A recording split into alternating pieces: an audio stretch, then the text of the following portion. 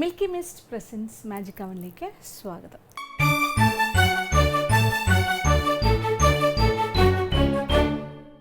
ഇപ്പോഴും നമ്മൾ ചൂടുകാലത്തിലൂടെ തന്നെ കടന്നു പോയിക്കൊണ്ടിരിക്കുന്നു. പക്ഷേ എത്രയും പെട്ടെന്ന് മഴ വരും എന്നുള്ളൊരു പ്രതീക്ഷയിലാണ്. ഇപ്പോൾ കുറച്ച് മഴ ഇടയ്ക്കിടയ്ക്ക് വരുന്നു, അത് വേനൽ മഴയാണ്.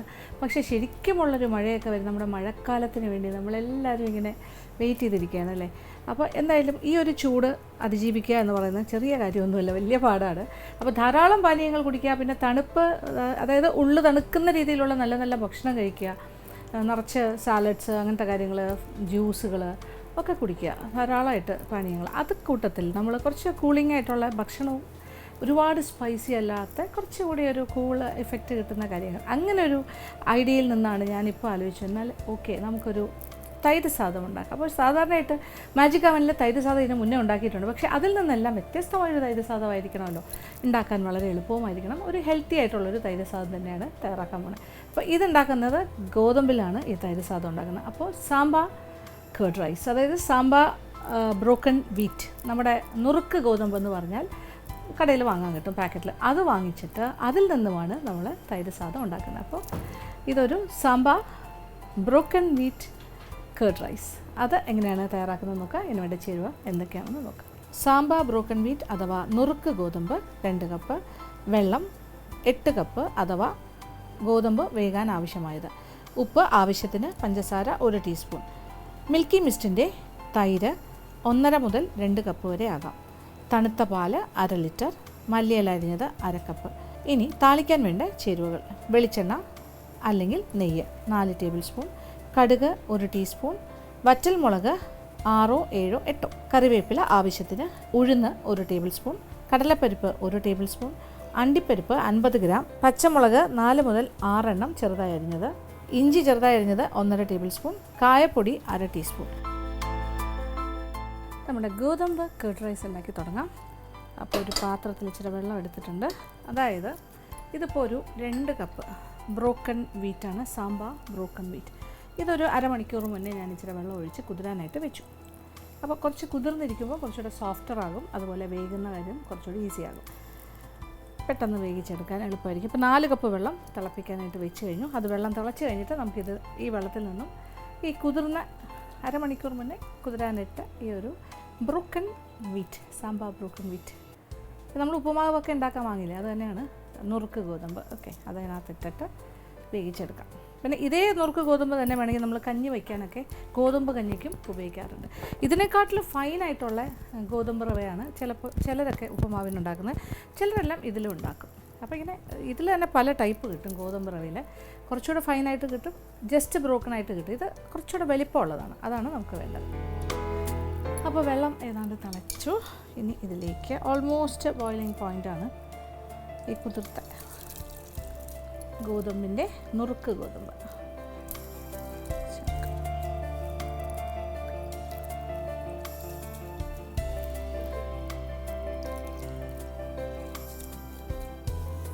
നന്നായിട്ട് നല്ല കുഴഞ്ഞ പാകത്തിനാക്കി എടുക്കാം.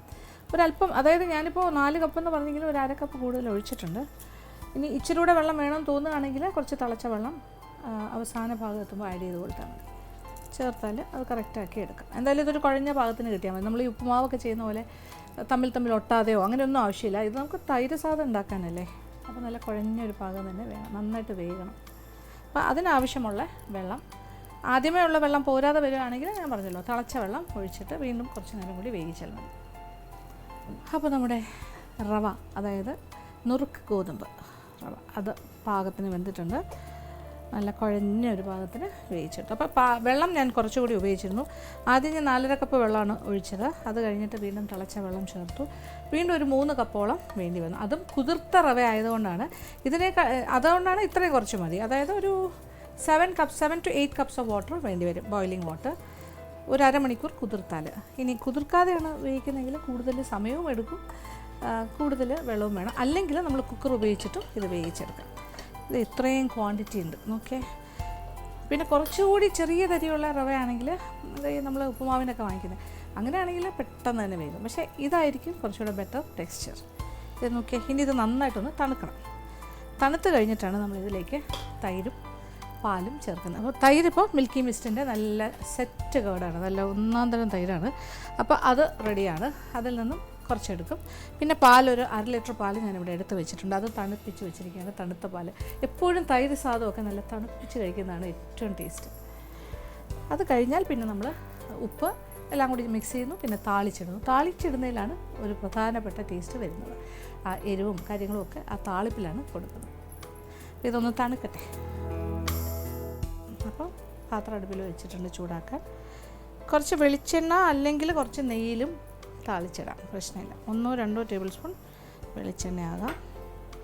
അപ്പോൾ കടുക്, വറ്റൽമുളക്, കറിവേപ്പില, അത് കൂടാണ്ട് നമ്മൾ ഉഴുന്ന്, പിന്നെ അതുപോലെ കടലപ്പരിപ്പ്, ഇഞ്ചി, പച്ചമുളക്, അങ്ങനത്തെ കാര്യങ്ങളെല്ലാം ഇവിടെ അരിഞ്ഞ് വെച്ചിട്ടുണ്ട്. അണ്ടിപ്പരിപ്പ് വരെ ഉണ്ട്. അപ്പോൾ എണ്ണ ചൂടായി തുടങ്ങി. ആദ്യം 1 ടീസ്പൂൺ കടുക്. കടുക് പൊട്ടിത്തുടങ്ങുമ്പോൾ കുറച്ച് ഉഴുന്ന് പരിപ്പാകാം, അല്ലെങ്കിൽ മുഴുവനായാലും.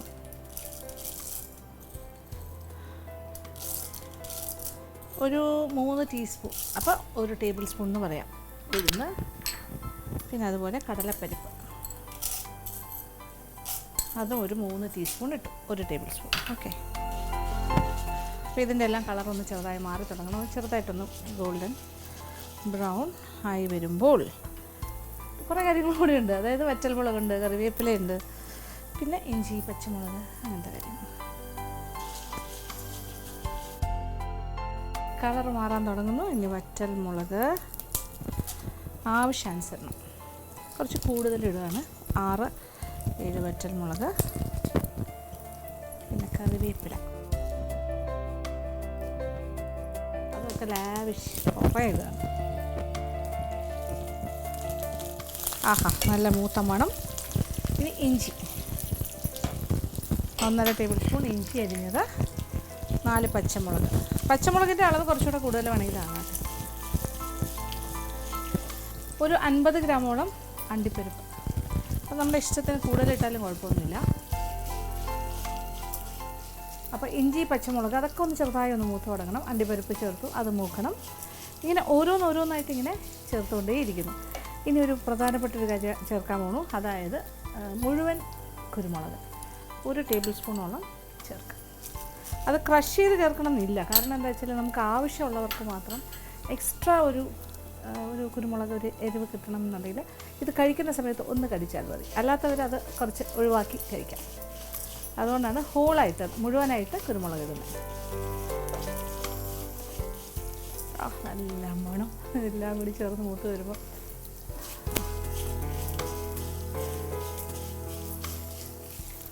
ഇനി ഇതിലേക്ക് കുറച്ച് കായപ്പൊടിയും കൂടി ചേർക്കാം. ഏകദേശം ലാസ്റ്റ് സ്റ്റേജ് എത്തുമ്പോൾ ചേർത്താൽ മതി.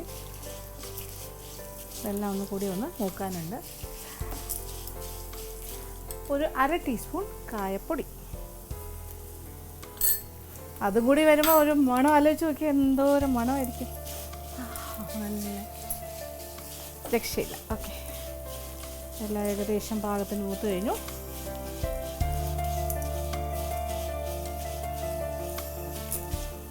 അത്യാവശ്യം എരിവൊക്കെ ഉണ്ടാകും. പിന്നെ കുരുമുളക് എക്സ്ട്രാ ചേർത്തിട്ടുണ്ട്, എക്സ്ട്രാ എരിവ് വേണമെന്നുള്ളവർക്ക് വേണ്ടി. ഇതെല്ലാം കൂടി ചേർത്തിട്ട് ഈ എടുത്ത് വെച്ചിരിക്കുന്ന നമ്മുടെ നുറുക്ക് ഗോതമ്പ് വേവിച്ചതിൽ ചേർത്ത് നന്നായിട്ടൊന്ന് മിക്സ് ചെയ്ത് കൊടുക്കാം. അപ്പോൾ ആ എരിവെല്ലാം ഇതിലേക്ക് കറക്റ്റായിട്ട് ഇറങ്ങും. എല്ലാ സ്പൈസസിൻ്റെയും ആ ഫ്ലേവറെല്ലാം ഇതിന് കിട്ടും.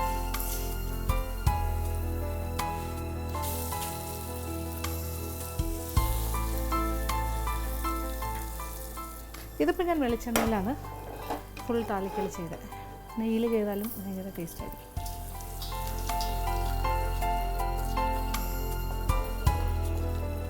നല്ലൊരു മിക്സി. ഇത് കൈ കൊണ്ടൊക്കെ ശരിക്കും പറഞ്ഞാൽ കൈയൊക്കെ നന്നായിട്ട് കഴുകിയിട്ട് അതുകൊണ്ട് ചെയ്താലും കുറച്ചുകൂടി ഇഫക്റ്റീവായിരിക്കും. നന്നായിട്ട് യോജിപ്പിച്ച് എടുക്കണം. അപ്പോൾ പ്രധാനപ്പെട്ട കാര്യങ്ങളായി ഇനി ഉപ്പും കൂടി ചേർക്കാം.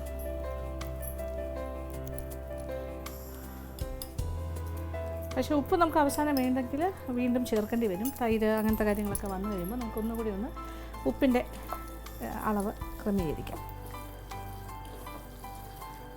അപ്പോൾ ഇത് ഏകദേശമൊക്കെ തണുത്തിട്ടുണ്ട്.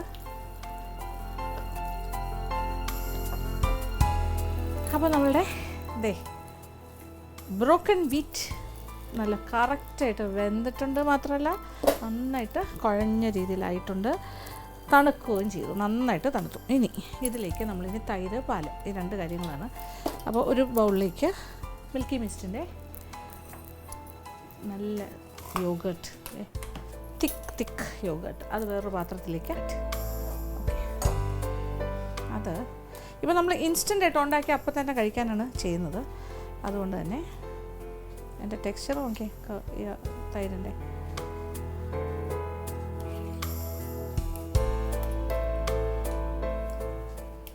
ഏകദേശം ഒരു 1 അല്ലെങ്കിൽ 1.5 കപ്പ് എടുക്കുക.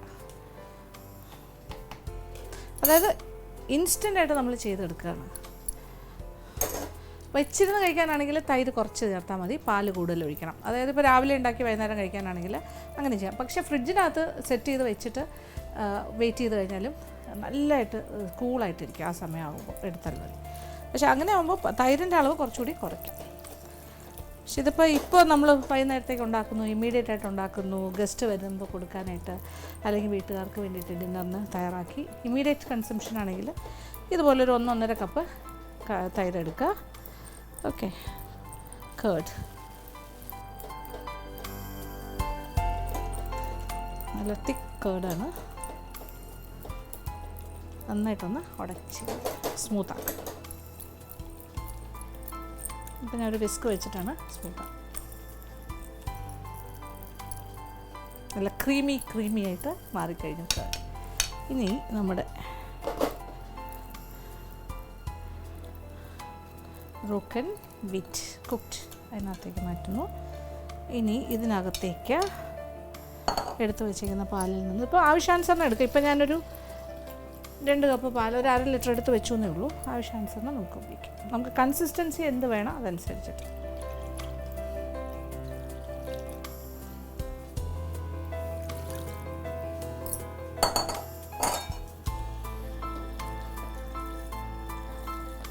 നന്നായിട്ട് മിക്സ് ചെയ്ത് കൊടുക്കാം.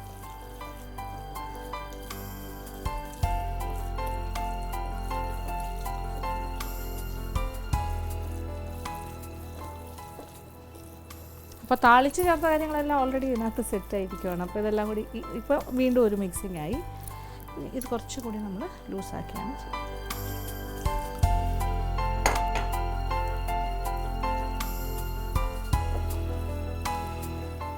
ഇരുന്ന് വീണ്ടും കുറച്ചുകൂടി കുറുകും. അപ്പോൾ അതനുസരിച്ചിട്ട് ബാക്കി പാലും കൂടി ചേർത്ത് കൊടുക്കാം.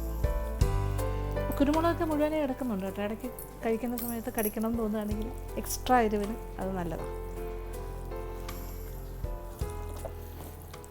ഇങ്ങനെ ആയിട്ടുണ്ട് എങ്കിലും ബാക്കി പാലും കൂടി ചേർക്കണം. എന്നാലേ നല്ല എന്താ പറയുക ക്രീമി കഴിക്കുമ്പോൾ ഭയങ്കര ഒരു കോരി ഇങ്ങനെ കഴിക്കാനായിട്ടുള്ളൊരു കൺസിസ്റ്റൻസി കിട്ടുള്ളൂ. ഇനി ഈ സമയത്താണ് ഉപ്പിൻ്റെയൊക്കെ അളവ് നോക്കിയിട്ട് അതനുസരിച്ച് ക്രമീകരിക്കുക. അപ്പോൾ ഞാൻ കംപ്ലീറ്റ് ആ ഒരു 1/2 ലിറ്റർ പാലും ചേർത്ത് കഴിഞ്ഞു. ആ തൈരും പാലും കൂടി ചേർന്ന് വരുമ്പോൾ കറക്റ്റായിരിക്കും. അതിൻ്റെ ഒരു പുളി കാര്യങ്ങളെല്ലാം പെർഫെക്റ്റ് ആയിരിക്കും. ഇതിനകത്തേക്ക് ഒരു ടീസ്പൂൺ പഞ്ചസാരയും കൂടി ചേർത്താൽ കൂടുതൽ നല്ലതാണ്. അതും കൂടി ചേർക്കാം. നോക്കിയേ, കളറൊക്കെ നോക്കിയേ, കുറച്ച് വൈറ്റിഷ് ആയില്ലേ, നൈസ്. കാണുമ്പോൾ തന്നെ അറിയാം ടെക്സ്ചറും പെർഫെക്റ്റ് ആയിട്ടുണ്ട്, അടിപൊളിയായിട്ട് വന്നിട്ടുണ്ട്.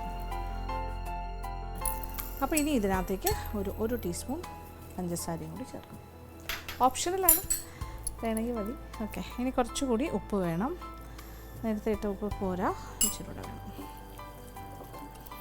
അപ്പോൾ ഇത് കുറച്ചൊരു 1/2 മണിക്കൂർ ഇരിക്കുമ്പോൾ കുറച്ചുകൂടി ഒന്ന് സെറ്റാകും, കറക്റ്റായിരിക്കും. അപ്പോൾ പുളി കാര്യങ്ങളെല്ലാം പെർഫെക്റ്റായിട്ട് കിട്ടും. ഒരുപാട് പുളി ഉണ്ടാവില്ല, അതനുസരിച്ച്. പിന്നെ പുളി കുറേ കൂടി വേണമെന്നുണ്ടെങ്കിൽ തൈരിൻ്റെ അളവ് കുറച്ചുകൂടി കൂട്ടുക. ഇപ്പോൾ 1.5 എന്നുള്ളത് 2-2.5 കപ്പ് തൈരും ബാക്കി പാലും ചേർത്താൽ മതി. അത് നമ്മുടെ ഇഷ്ടത്തിനനുസരിച്ചിട്ട് ക്രമീകരിക്കുക. ഇനി ലാസ്റ്റ് എന്താണ്, മല്ലിയില കുറച്ച് അലങ്കാരത്തിന് വെച്ചിട്ട് അതും കൂടി ചേർക്കാം. യെസ്, നല്ല യമ്മി പിന്നെന്താ ഹെൽത്തി തൈര് സർവീസ് റെഡി. അപ്പോൾ അപ്പോൾ ഇനി ഇതേ ഈ പാത്രത്തിൽ തന്നെ ഞാനിങ്ങനെ ഫൈനൽ പ്രോഡക്റ്റ് വയ്ക്കുകയാണ്. കാര്യം ഇത്രയും ക്വാണ്ടിറ്റി ഉണ്ടല്ലോ. അപ്പോൾ ഇനി ഏറ്റവും മുകളിൽ കുറച്ചുകൂടി മല്ലിയില എക്സ്ട്രാ ഞാനിങ്ങനെ പറഞ്ഞല്ലോ, അലങ്കാരത്തിന് മാറ്റിയതാണ്, അതിങ്ങനെ വയ്ക്കണം. ഞാൻ ആലോചിച്ചു ഒരു ഗ്ലാസ് പാത്രത്തിലേക്കൊക്കെ മാറ്റിയാലോ, പക്ഷേ ഇത് കുറേ കൂടി കൂടുതൽ ക്വാണ്ടിറ്റിയാണ്. അപ്പോൾ ഇങ്ങനെ ആ ഒരു വലിയ പാത്രത്തിൽ ഇരിക്കുന്നത് തന്നെയാണ് അതിൻ്റെ ഒരു ഭംഗി. ഓക്കെ, അല്ലാതെ നമുക്ക് വേണമെങ്കിൽ ഇതിൽ നിന്ന് പോർഷനായിട്ട് എടുത്തിട്ട് സെർവിങ് പാത്രങ്ങളിൽ വെച്ചിട്ടാണ് നമ്മൾ സെർവ് ചെയ്യേണ്ടത്. അടിപൊളിയായിട്ട് വന്നിട്ടില്ലേ, നല്ല ക്വാണ്ടിറ്റി ഉണ്ട്. ഇത് ഏകദേശം എത്ര പേർക്ക് കഴിക്കാമെന്ന് ചോദിച്ചാൽ ഒരു 10, 12, 15 പേർക്ക് വരില്ല. അപ്പോൾ ഒരു വലിയ പാർട്ടി നടത്തുകയാണെങ്കിൽ അതിൻ്റെ കൂടെ ഒരു ലാസ്റ്റ് ഐറ്റമായിട്ടാണ് നമ്മൾ സാധാരണ കേർഡ് റൈസൊക്കെ വയ്ക്കുക. ഇപ്പോൾ fried rice, side dishes, chicken ആണെങ്കിൽ അങ്ങനെ, വെജ് ആണെങ്കിൽ അങ്ങനെ, ആൻഡ് ഫൈനലായിട്ട് വരുമ്പോൾ ഒരു കൂളിംഗ് ആയിട്ട് കേർഡ് റൈസ് വയ്ക്കുക. അപ്പോൾ എല്ലാവരും ഓരോ തവിയേ എടുക്കുകയുള്ളൂ, ചെറിയ ഓരോ സ്പൂൺ അല്ലെങ്കിൽ.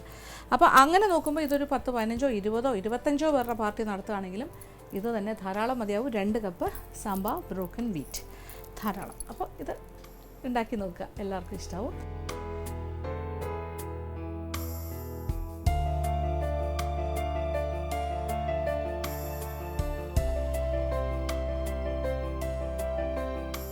അങ്ങനെ നല്ല ടേസ്റ്റി യമ്മി ആയിട്ടുള്ള തൈര് സാദം റെഡി. ഭയങ്കര ഹെൽത്തിയാണ്. ഇത് നമ്മൾ ബ്രോക്കൺ വീറ്റ് വെച്ചിട്ടാണ് ചെയ്തിരിക്കുന്നത്. സാമ്പാർ ബ്രോക്കൺ എന്താ പറയുക, നുറുക്ക് ഗോതമ്പ് വെച്ചിട്ടാണ്.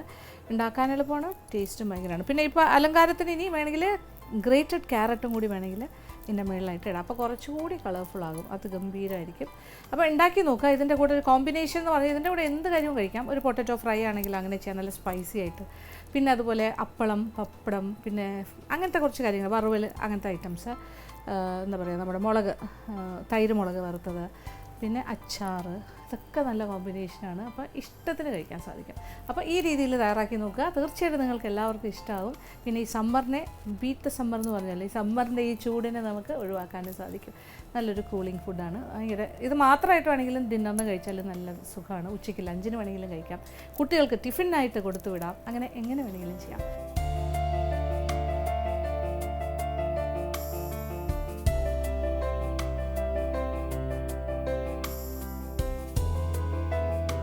അപ്പോൾ ഇന്ന് ഒരു സമ്മർ സ്പെഷ്യലായിട്ടുള്ളൊരു കൂളായിട്ടുള്ളൊരു തൈര് സാദം റെഡിയായി. ഒരു തൈര് സാദം എന്ന് പറയുമ്പോൾ നമ്മൾ റൈസാണ് എപ്പോഴും ഉദ്ദേശിക്കുന്നത്. അതിൽ നിന്നും വ്യത്യസ്തമായിട്ട് നുറുക്ക് ഗോതമ്പ് കൊണ്ട് ചെയ്തിരിക്കുകയാണ്. അപ്പോൾ ഇത് നിങ്ങൾക്ക് എല്ലാവർക്കും തന്നെ ഇഷ്ടപ്പെട്ടാണെന്ന് വിചാരിക്കുന്നു. തീർച്ചയായിട്ടും പരീക്ഷിക്കുക.